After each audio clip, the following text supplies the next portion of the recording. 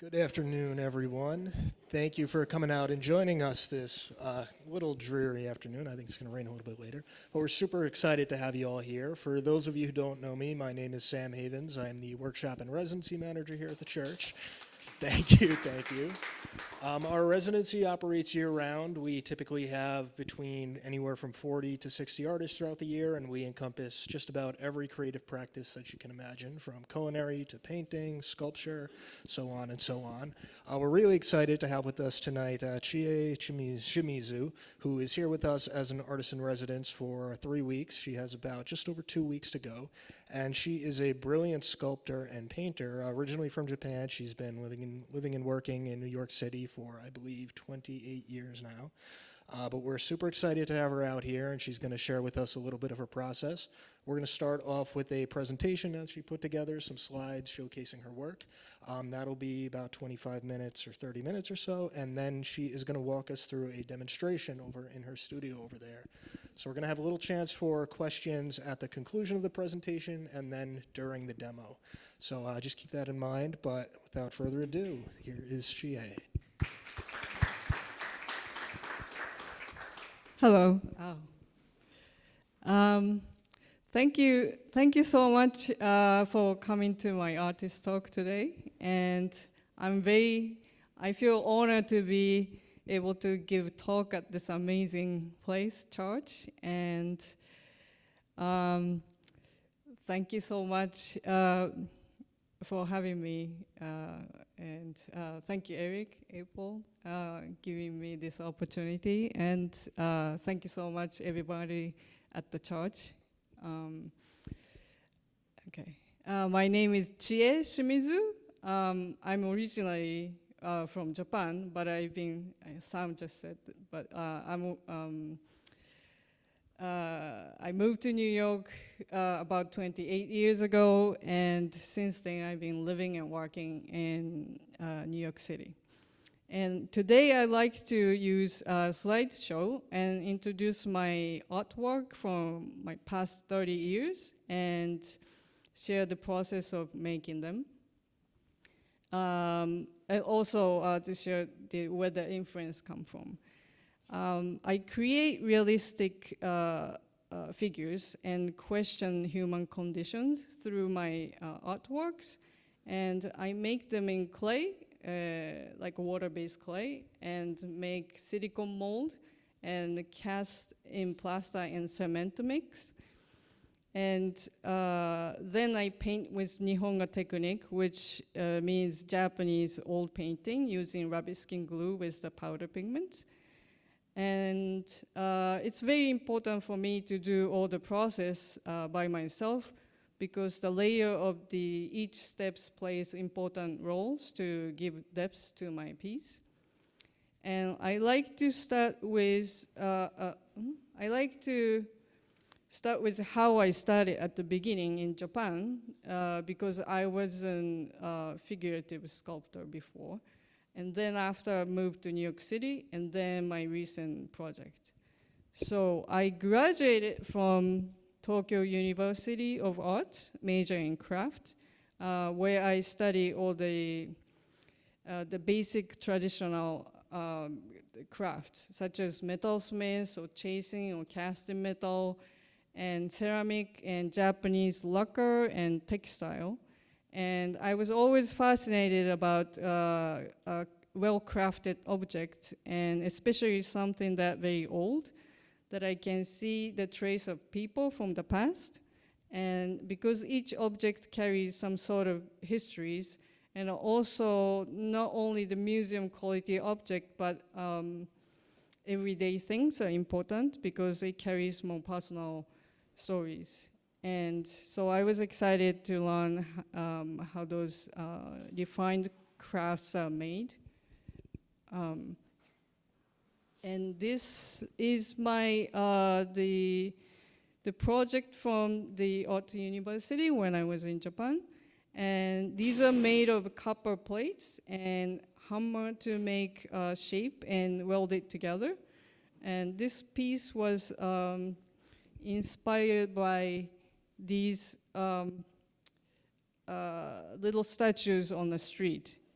and they were called ojizo. They're everywhere in Japan, like this. They're even in a city or like countryside, and they seems forgotten most of the time, sitting quietly, but contemplating about life like us. So that was the inspiration for the piece I did. And this is a study piece that I did at the school, the same university. It's the same copper plate to make a relief. And this is the study piece. It's Kurowazone. It's a glass, old glass technique. And so it's made of glass powder and the silver line and on top of the copper plate.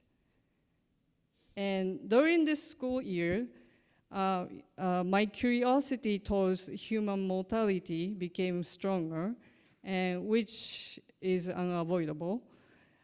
So not so much about the death, but the set of life and death brought me a lot of endless questions.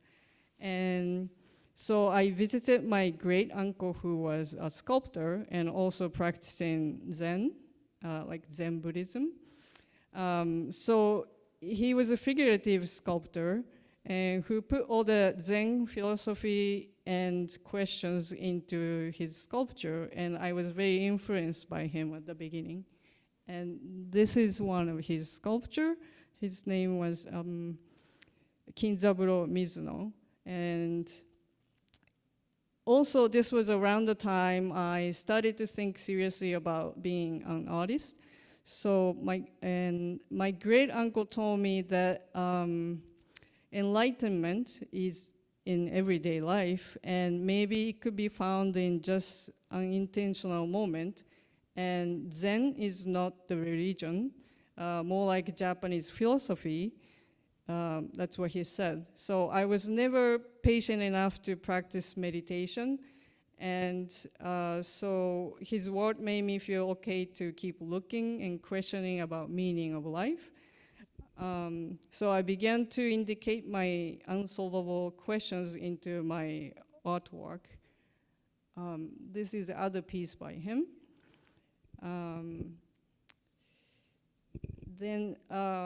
So this is my painting period.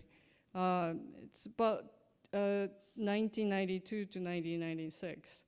So while I was at the school studying craft, I felt I needed to make a whole bunch of artwork quickly as possible because I had so many questions piling up in my head. So I needed to organize my thought with paintings. So I started to paint oil on the side. And these are those paintings I was doing. And they were quite large. Some of them were like 6 feet tall. And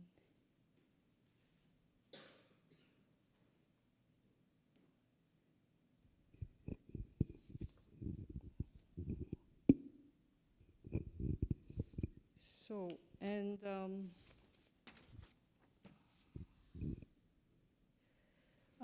after I came to New York, I was still painting, but eventually I felt an urge to create tangible and concrete image that convey my ideas. So I started to take sculpture classes at the community college in Brooklyn, and I made these type of pieces, like the stone piece. But the stylized human image didn't quite fit for what I was looking for. So I studied a few figures from life and studied, this is a pointing technique, that transfer the plaster to stone.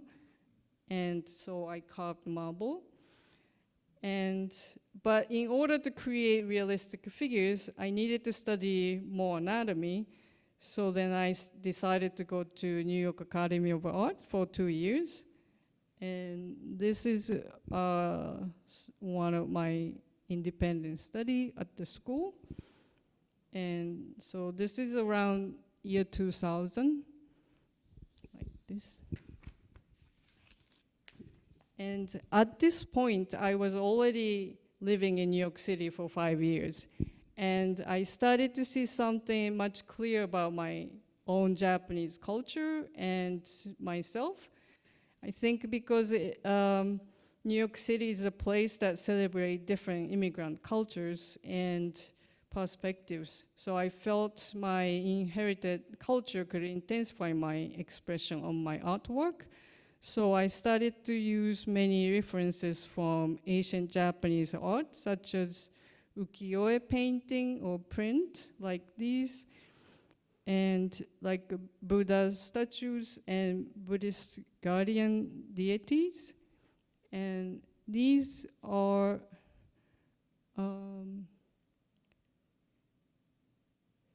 this is done by a very famous sculptor named Unke from K school from Kamakura period, which is around the 1200.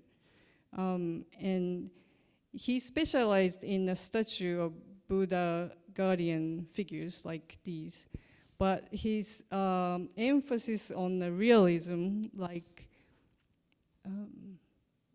this piece, was very unusual at the time, and I really loved the way he specialized I really loved the way he sculpted, and almost like he's grabbing a soul into the sculpture and bringing the sculpture into a different level. So his sculpture made me want to try stylized image of God into real human shape. And this is another piece by him. And this is a famous painting called Wind God and Thunder God by Sota Tawaraya. And this is, so left one is the Thunder God. And I made into my sculpture like this. And so this was sort of side project for myself around 2012. So it's much later piece, but I wanted to just share the piece directly influenced by master painting. So that's the Thunder God. And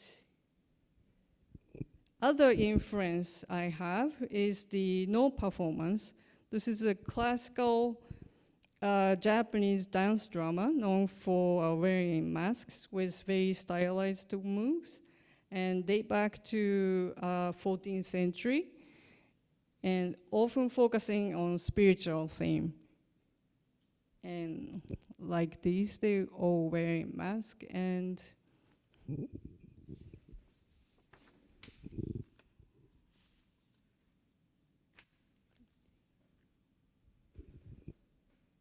also other biggest influence I have is the Buto dance. And I have a couple friends who were in Buto dance group. So I went to see the performance in early 90s. And I still remember how strong impact I received from the Buto dance. And when I first saw the Buto dance. And Buto dance is a Japanese dance that is started in late 50s and known for a slow and grotesque movement. And usually Buto dancers are wearing dress almost naked, but only wearing thongs, and paint their entire body white. And their body expressions are so different from any other dance I ever seen before. And I was captivated by extremely emotional and strange dance.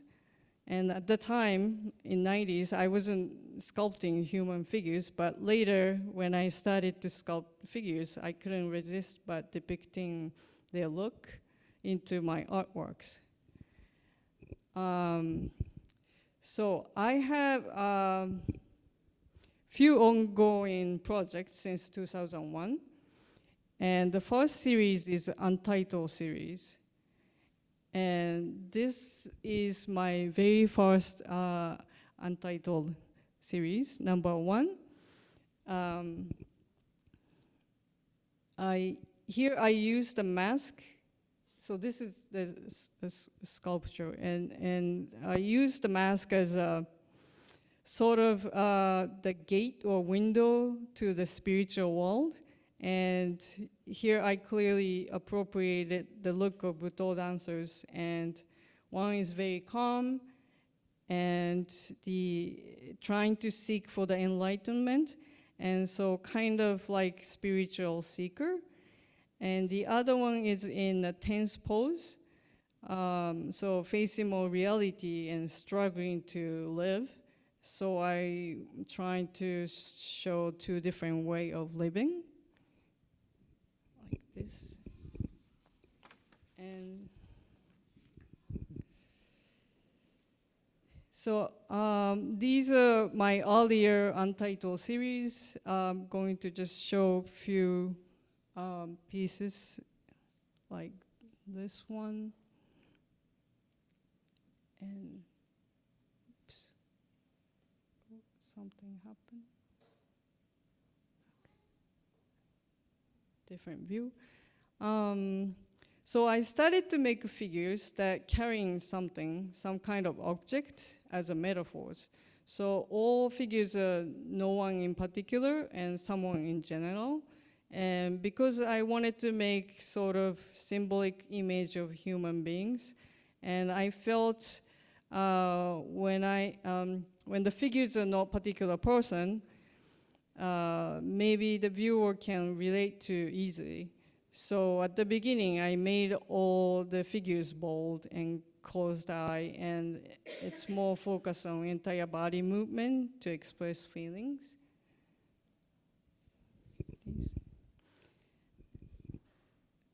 And so another series is the maquette series. So alongside of Untitled series, because they were originally just sketches for bigger piece, but some of them became final piece. So those are called maquette series.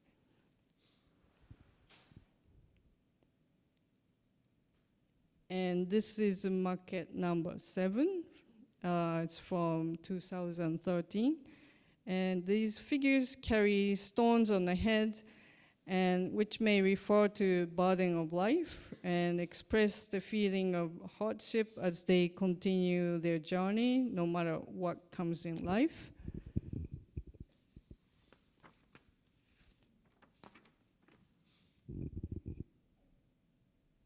And this one, back to Untitled, 10.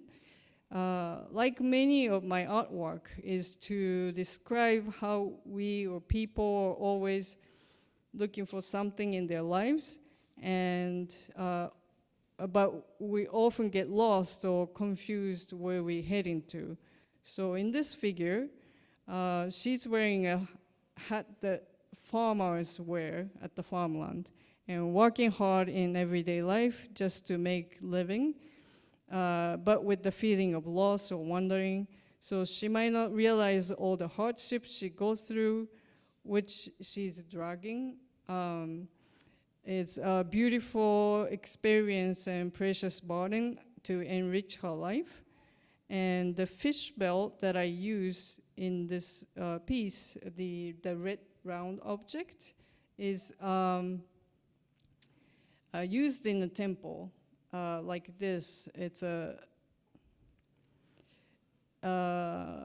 when the training monks chant, they usually hit this bell, but this is the old style one, and they made it into like round shape like this. So the reason they use that fish bell, the fish has no eyelid, so that means it's a metaphor for not sleeping 24 hours a day, but training every moment to get enlightenment. So this is other Untitled series 11. I'm using the boat as a metaphor for journey of life, and sailing, like sailing emphasize on like having importance of having destination, and there's adventures and challenge, and all that experience is a beautiful treasure of life.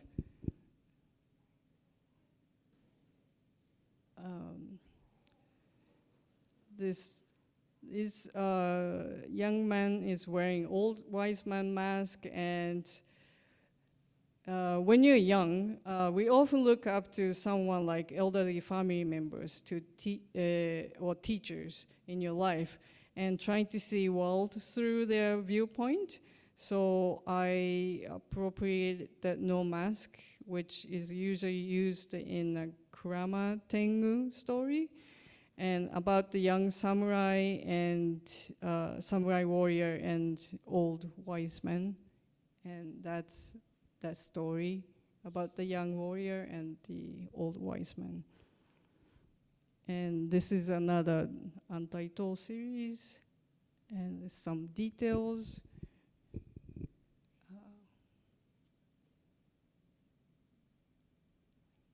And that's back view.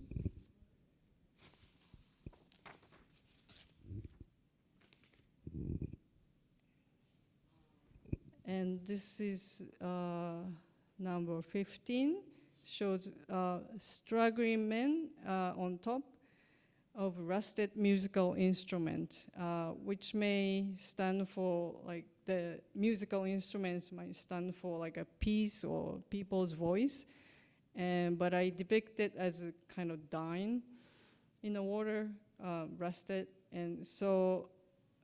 But I left a little bit of shiny gold parts, so maybe it's still revivable as a hope. And so it's like a song for dying instrument. And this is number 16, 2 figures in contrasting poses wearing a shishi mask. The shishi refer to any 4-legged animal as divine messengers, and one is still and other is active, and implying the importance of both mental and physical balance. And this is the actual shishi dance. It's Asian dance. Shishi dance is the Asian dance that has been performed throughout Japan since 8th century, and bring people good luck and drive away evil spirits.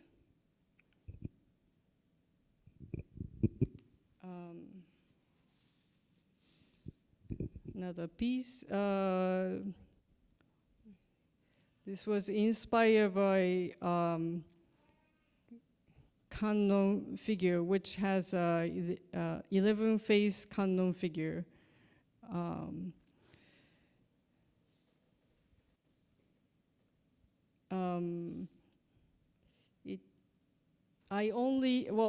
The actual piece has 11 heads, but I only used 5 faces on the top.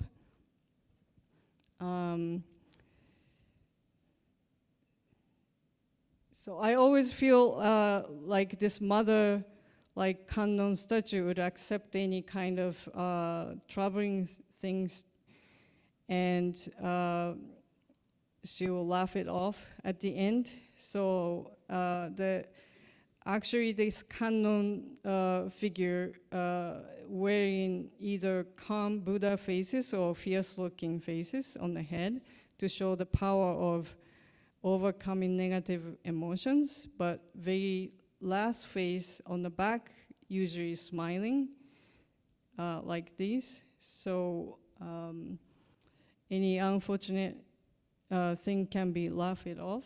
So I used that idea and I made the smiley face on the back, and that's the actual no mask.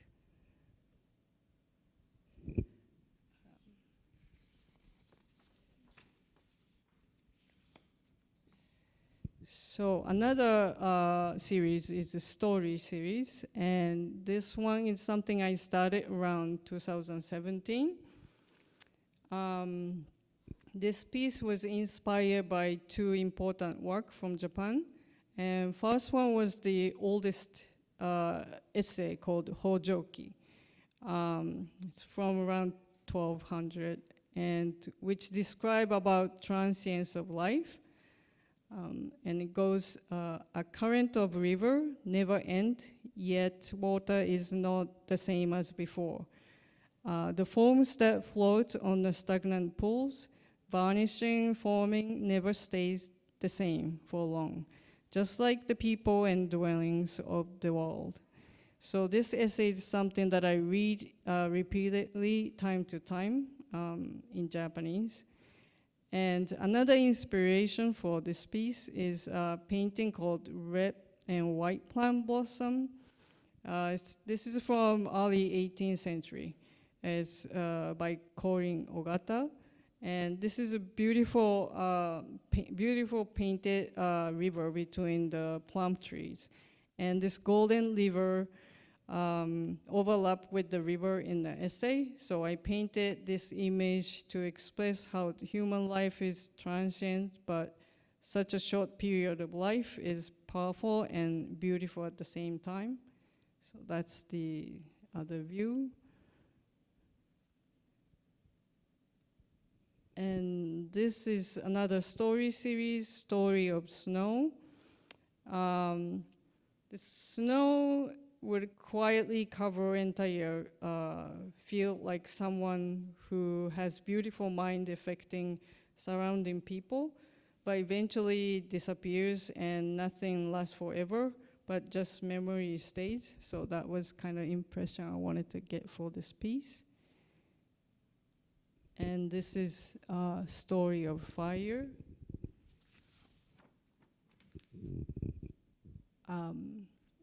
I got the image of the fire from this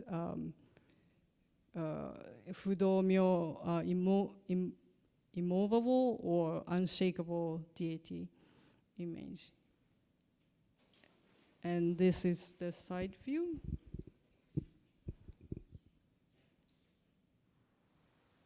And that's another story series, Story of Lava. And this one is Story of Sky. And now I have an upside down series. It's under the untitled or market series. It was to see some the things in different way. So the position that out of norm create different viewpoint. So also we feel our physical weight because the gravity pull us towards Earth. And so I thought that if I remove that, what we have left is to feel maybe like weight of life. So this is a maquette number 9, but also part of the story series, so called The Story of Ripples. The figure poses upside down, and the painting describes how person or person's life can affect others, like ripples, like water ripples. And this is another upside down series.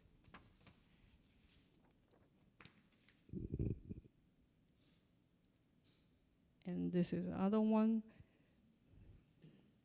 from 2022. And this is actually a lot bigger piece. It's about 5 feet tall.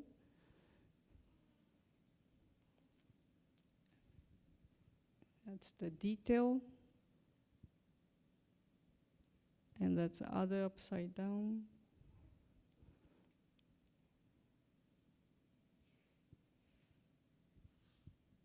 It's from the back.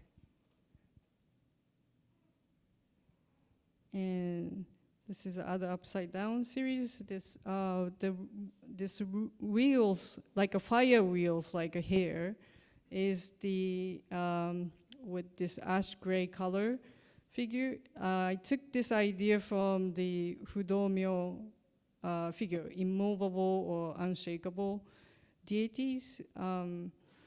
which has the fire behind, and usually this is the immovable deity, and it has the fire behind him, and it's supposed to suggest the burning worldly desire of humans, and freeing our mind and bodies for a state of enlightenment.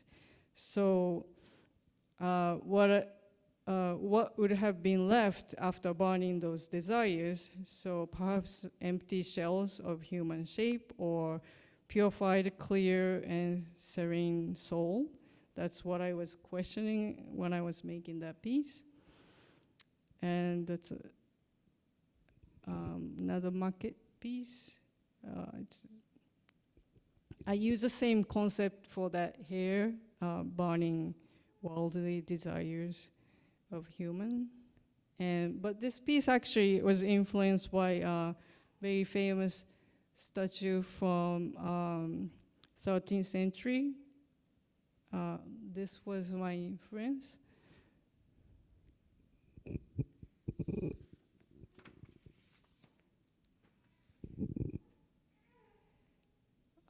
So this is my last untitled series, like most recent untitled series from 2023. So there used to be three famous ko-omote mask, which means young woman's mask, and the one is called flower, and the other one is snow. That's the snow, and this one is a flower. And there was three, so the other one is called the moon.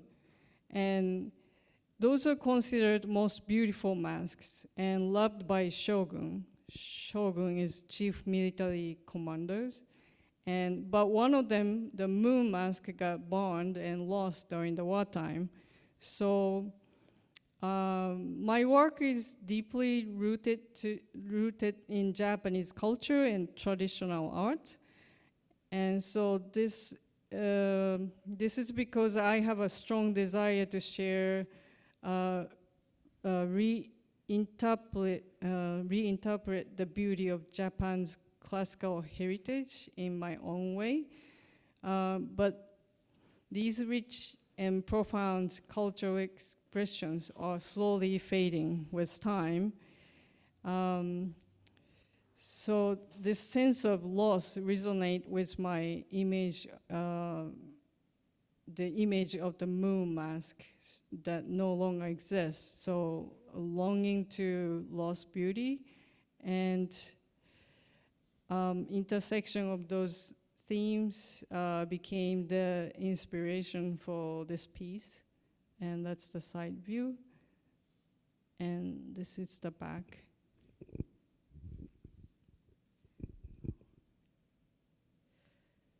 So my latest series is the hit series. At the first glance, the lifelike detached human head may be intimidating, but if you look close, this simple expression changes with the light and viewing angle. This was inspired from the masks used in known performance, and it meant to have hidden emotions, and very skilled performer can induce variety of perceived expression. So many known performances include spirits of dead, which appear on the stage wearing masks. Those masks invoke strong emotions that have been carried over from when they're alive, as if their feeling can stay alive without the body, and it's like a container for the souls. So in this project, I combine my idea about capturing our indescribable feeling with this classical Japanese art form, and perhaps the end of the ultimate emotions, there may be a state of enlightenment in its expression. This is head number 1, and that's different lighting. And she has a very quiet, calm face, but it actually has very sad, uncertain, confused expression behind. And so her eyes do not focus and seen somewhere in the middle, and very vague, but like emotionally lost.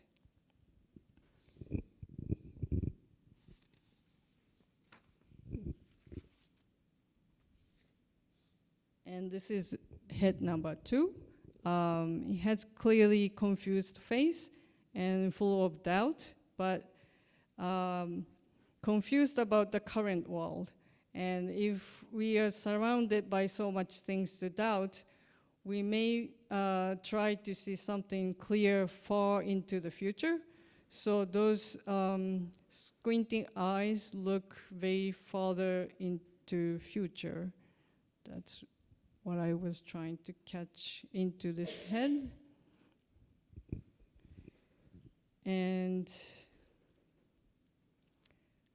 this is head number 3 and 4 are difference from Koomote mask, which is a young woman's mask. There's many different variations, but I feel those faces are humble but strong internally. So that's what I was trying to catch in this expression. This is number 4.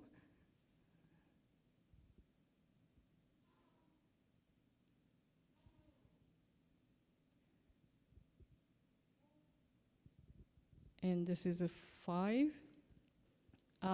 Sometimes our life seems humorous or absurd. So I found this ancient mask with tongue sticking out, like on the right top piece. So I borrowed that idea and I put more seriousness on the face expression. That's the back view on the side. And head number 6. This one is very surprised face, unpredictable thing happen in life, but we sometimes knew why. So it's a something. So it's a mixture of surprise and realizing at the same time. And that's close up, and the back view. And that's the mask I actually got the inspiration from.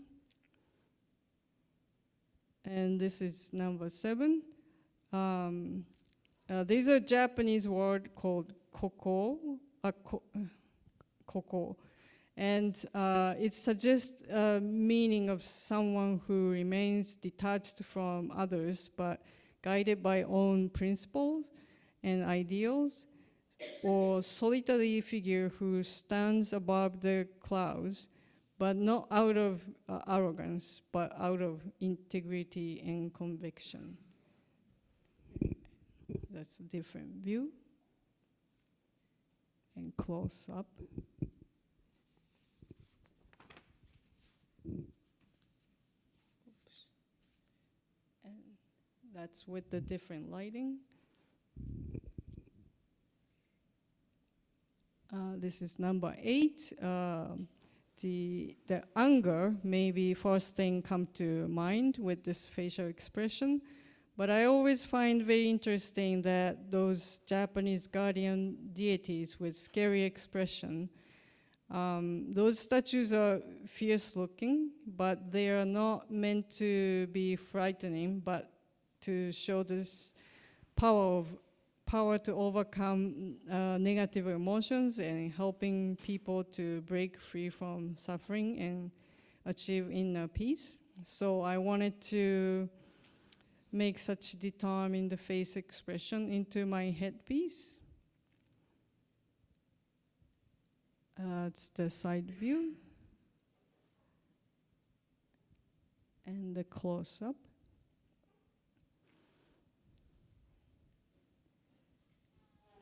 And this is the latest head. latest head that I'm working on right now. And as you can see, agony is probably the expression is like, and there's a many puzzling, unimaginable thing happening in life to make this expression. And so no performance, many occasions, such mask like, this is a different view. And these are the masks I sort of got an idea from. So these masks are used to describe like suffering, like these. Okay. So I mentioned about enlightenment, like a Buddhism preach, but my most interest is in more like in reality. And we are far from such state of enlightenment, and that is how human beings are. And that gives me more inspiration to express such feeling and emotions of struggling lives of ours.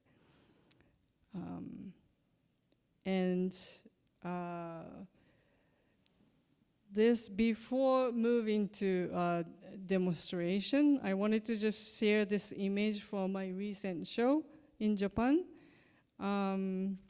Here I used many masks that made, as not so much about series, but just time to time I make small masks without having specific concept. And I think of like just people. And for this, I wanted to set up like kind of people passing by in a big city, like New York or Tokyo, with a different background. So that was the impression I was looking for. And thank you for listening to my explanation about my work.